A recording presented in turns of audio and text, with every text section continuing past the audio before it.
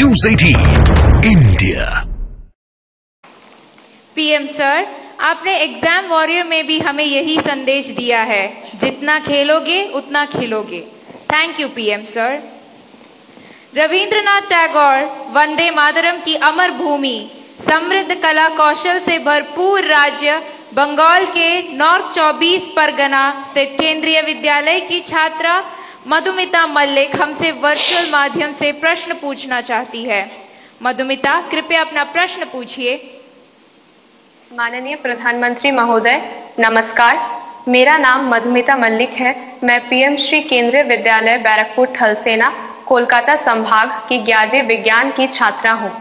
मेरा आपसे यह प्रश्न है, आप उन छात्रों को क्या सलाह देना चाहेंगे जो अपने करियर के बारे में अनिश्चित है या किसी विशेष करियर या पेशे को चुनने के बारे में दबाव महसूस करते हैं? कृपया इस विषय पर मुझे मार्गदर्शन करें। धन्यवाद महोदय। धन्यवाद मधुमिता। पीएम सर, भगवान कृष्ण की उपदेश भूमि, वीर बहादुर खिलाड़ियों के प्रदेश हरियाणा पानीपत के द मिलेनियम स्कूल की छात्रा अदिति तनवर ऑनलाइन माध्यम से जुड़ी हुई है और आपसे मार्गदर्शन चाहती है। अदिति, कृपया अपना प्रश्न पूछिए।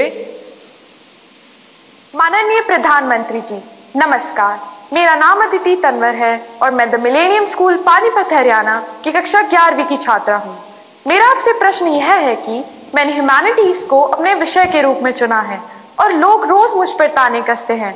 मुझे यह विषय पसंद है, इसलिए मैंने इसे चुना है, पर कभी कभी तानों को संभालना मुश्किल हो जाता है। इन्हें कैसे संभालें और कैसे नजरअंदाज करें, मैं इसमें आपसे मार्गदर्शन चाहती हूँ। धन्यवाद श्रीमान, नमस्कार। Thank you Aditi. मधुमिता और अदिति तथा इन जैसे कुछ विद्यार्थी जीवन में करियर के चयन में दबाव अनुभव करते हैं।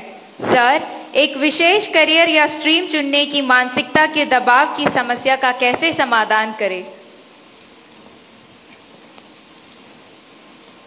मुझे नहीं लगता है कि आप स्वयं कंफ्यूज हैं, आप स्वयं उलझन में हैं, ऐसा मुझे नहीं लगता है।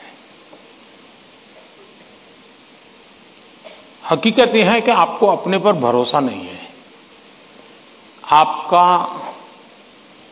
अपने सोचने के संबंध में दुविधा है और इसलिए आप 50 लोगों को पूछते रहते हैं, क्या लगता है ये करूं तो, क्या लगेगा ये करूं तो। आप खुद को जानते नहीं हैं और उसके कारण आप किसी के एडवाइस पर डिपेंडेंट रहते हो और जो व्यक्ति ज्यादा अच्छा लगता है आपको और जो एडवाइस आपको सबसे सरल लगती है, आप उसी को एडॉप्ट कर लेते हो।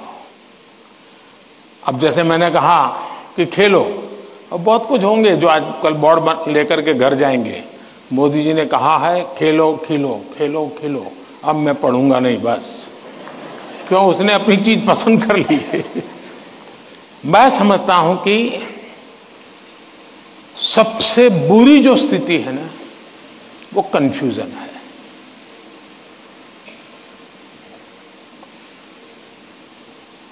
अनिर्णायकता है।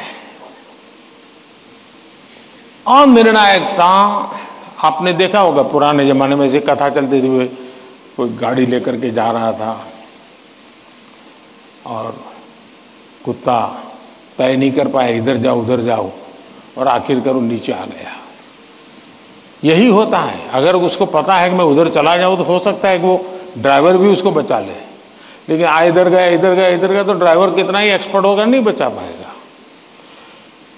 हमें अनिश्चितता से भी बचना चाहिए, अनिर्णायकता से बचना चाहिए और निर्णय करने से पहले सारी चीजें हमने उसको जितने तराजू पर तोल सकते हैं तोलना चाहिए। दूसरा, कभी कभी कुछ लोगों को लगता है कि फलानी चीज वैसी है, ठीक नहीं चीज। अब मुझे बताइए, स्वच्छता का विषय अगर प्रधानमंत्री के रूप में देखें तो बहुत मामूली विषय है कि नहीं है? बहुत मामूली विषय है कि नहीं है? कोई भी कहेगा यार पीएम को इतने सारे काम है, ये स्वच्छता स्वच्छता करता रहता है। लेकिन जब मैंने उसके अंदर अपना मन लगा दिया, हर बार मैंने इसको अपना एक महत्व का साधन बना दिया। आज स्वच्छता देश का प्राइम एजेंडा बन गया कि नहीं बन गया? स्वच्छता तो छोटा विषय था, लेकिन अगर मैं उससे जान मैंने भर दी तो वो बहुत बड़ा बन गया। इसलिए हम ये न सोचे, आपने देखा होगा, कल मैं पूरा तो पढ़ नहीं पाया, लेकिन मेरा नजर गई कि किसी ने कहा है कि पिछले 10 साल में आर्ट और कल्चर के क्षेत्र में भारत का मार्केट 250 गुना बढ़ गया है। अब आज से पहले कोई पेंटिंग करता तो मां बाप कहते पहले पढ़ाई करो, वैकेशन में पेंटिंग करना। उसको लगता ही नहीं था कि पेंटिंग भी जीवन में महत्व का विषय हो सकता है। और इसलिए हम किसी चीज को कम ना आके, हमारे में दम होगा तो हम उसको जान भर देंगे। हमारे में सामर्थ्य होना चाहिए, और जो चीज हाथ में लें उसमें जी जान से जुड़ जाएं। हम आधे अधूरे, यार उसने ये लिया, मैं ये लेता तो शायद अच्छा होता, उसने ये लिया, मैं ये लेता तो अच्छा होता, ये उलझन आपको बहुत संकटों में डाल सकती है। दूसरा विषय है कि आज नेशनल एजुकेशन पॉलिसी ने आपके लिए बहुत सुविधा कर दी है। आप एक क्षेत्र में बढ़ रहे हैं, लेकिन आपको कहा मन कर गया चलो एक और ट्रायल करना है, तो आप शिफ्ट कर सकते हैं, आपकी राह बदल सकते हैं। आपको किसी पर बंधे रहने की जरूरत नहीं है, आप अपने आप प्रगति कर सकते हैं। और इसलिए अब शिक्षा में भी बहुत, आज मैं भी एग्जीबिशन देख रहा था, मैं देख रहा था कि बच्चों की प्रतिभा जिस प्रकार से प्रकट हुई है, प्रभाव करने वाली है। सरकार का आईएनबी मिनिस्ट्री सरकार की योजनाओं को कम्युनिकेट करने के लिए जो करे, उससे ज्यादा मैंने देखा इन बच्चों ने बहुत अच्छा किया है। नारी शक्ति का महत्व इतने बढ़िया तरीके से रखा है। इसका मतलब यह हुआ कि किसी भी हालत में हमें निर्णायक होना ही चाहिए, और एक बार निर्णायक होने की आदत लग जाती है ना, फिर कंफ्यूजन नहीं रहता है। वरना तो आपने देखा होगा कि कभी हम रेस्टोरेंट में चले जाएं परिवार के साथ, आप याद कीजिए, आप, मुझे तो वो मौका नहीं मिलता है, लेकिन आपको मिलता होगा। रेस्टोरेंट में जाते होंगे, पहले आप सोचते होंगे मैं ये मंगवाऊंगा, फिर बगल वाले टेबल पर कुछ देखते हैं तो कहता है नहीं ये नहीं, ये मंगवाऊंगा। फिर वो बैरा जो है कुछ और ट्रे में लेके जाकर दिखता है मुझे, यार ये कुछ और है, नहीं नहीं ये क्या है भाई, ये है, अच्छा मेरे वो 2 कैंसल, ये ले आओ। अब उसका कभी पेट ही नहीं भरेगा जी,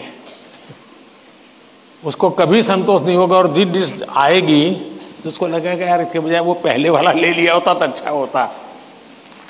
जो लोग रेस्टोरेंट के डाइनिंग टेबल पर निर्णय नहीं कर पाते हैं, वो कभी रेस्टोरेंट का या खाने का आनंद नहीं ले सकते हैं। आपको निर्णायक बनना पड़ता है।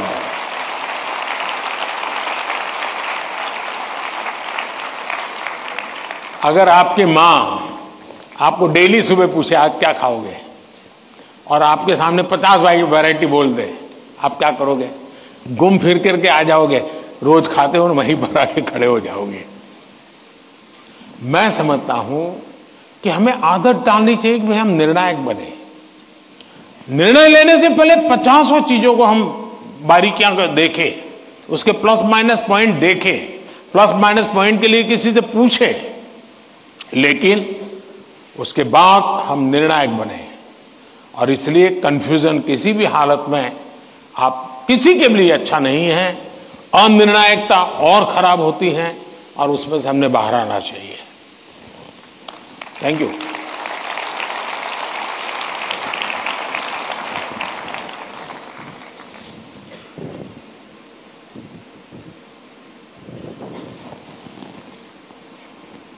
सर, निर्णय की स्पष्टता में ही सफलता निहित है। आपका यह कथन सदा याद रहेगा। धन्यवाद।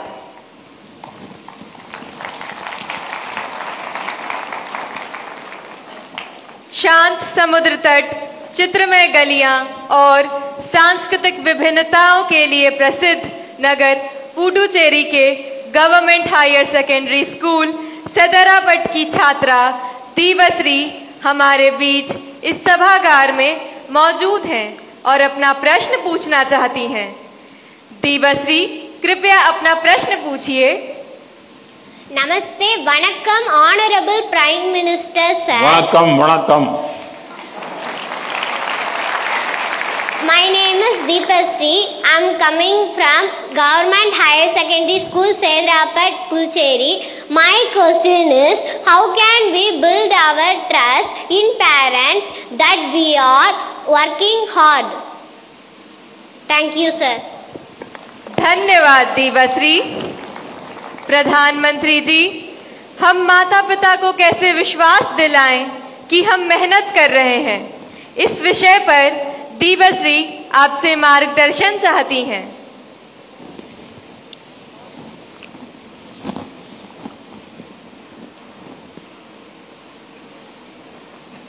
आपने सवाल पूछा है, लेकिन सवाल के पीछे दूसरा सवाल है आपके मन में, जो आप पूछ नहीं रही है। दूसरा सवाल यह है कि पूरे परिवार में मिसट्रस्ट है, ट्रस्ट डेफिसिट है, और ये यानी आपकी बहुत अच्छी परिस्थिति को आपने पकड़ा है। आपने उसको प्रस्तुत तो ऐसे किया घर में कोई नाराज ना हो जाए, लेकिन ये सोचने का विषय है टीचर के लिए भी और पेरेंट्स के लिए भी, कि ऐसा क्या कारण है कि हम ट्रस्ट डेफिसिट पारिवारिक जीवन में अनुभव कर रहे हैं। अगर पारिवारिक जीवन में भी हम ट्रस्ट डेफिसिट अनुभव करते हैं तो ये बहुत ही चिंता का विषय है। और ये ट्रस्ट डेफिसिट अचानक नहीं होती है, एक लंबे कालखंड से गुजर करके निकलती है। और इसलिए हर पेरेंट्स को, हर टीचर को, हर स्टूडेंट्स को बहुत ही बारीकी से अपने आचरण को एनालाइज करते रहना चाहिए। आखिरकार माँ बाप मेरी बात पे भरोसा क्यों नहीं करते? कहीं न कहीं तो ऐसी बातें हुई होगी जिसके कारण उनका ये मन बन गया होगा। कभी आपने कहा होगा कि मैं अपनी सहेली को मिलने जा रही हूं, और माँ बाप ने अगर बाद में पता चला कि आप तो उस दिन उसके यहां गई नहीं थी, तो ट्रस्ट डेफिसिट शुरू हो जाते। यार उसने तो कहा था वहां जाऊंगा, लेकिन मान लीजिए वहां गए नहीं, लेकिन आकर के कह दिया कि मैंने तय किया था उनके यहां जाऊंगा, लेकिन रास्ते में मेरा मन बदल गया तो मैं वहां चला गई थी। तो कभी भी ये ट्रस्ट डेफिसिट की स्थिति पैदा नहीं होगी। और एक विद्यार्थी के नाते हमें जरूर ऐसा सोचना चाहिए कि कहीं ऐसा तो नहीं है कि मैंने कहा था मम्मी आप सो जाओ, चिंता मत कीजिए, मैं तो पढ़ लूंगा, और मम्मी चुपके से देखती और मैं सो रहा हूं, तो फिर ट्रस्ट डेफिसिट हो जाएगा। ये तो कह रहा था मैं पढ़ूंगा, लेकिन पढ़ नहीं रहा है, सोया पड़ा है। आप कहते थे कि मां मैं अब 1 सप्ताह तक मोबाइल को हाथ नहीं लगाऊंगा, लेकिन छुपके से दिख रहा है मां को, अरे तो फिर ट्रस्ट डेफिसिट पैदा हो जाती है। क्या आप जो कहते हैं उसको सचमुच में पालन करते हैं क्या? अगर आप पालन करते हैं तो मैं नहीं मानता हूं कि पेरेंट्स को या टीचर्स को इस प्रकार की ट्रस्ट डेफिसिट की स्थिति पैदा होगी, आपके प्रति अविश्वास का कारण बनेगा।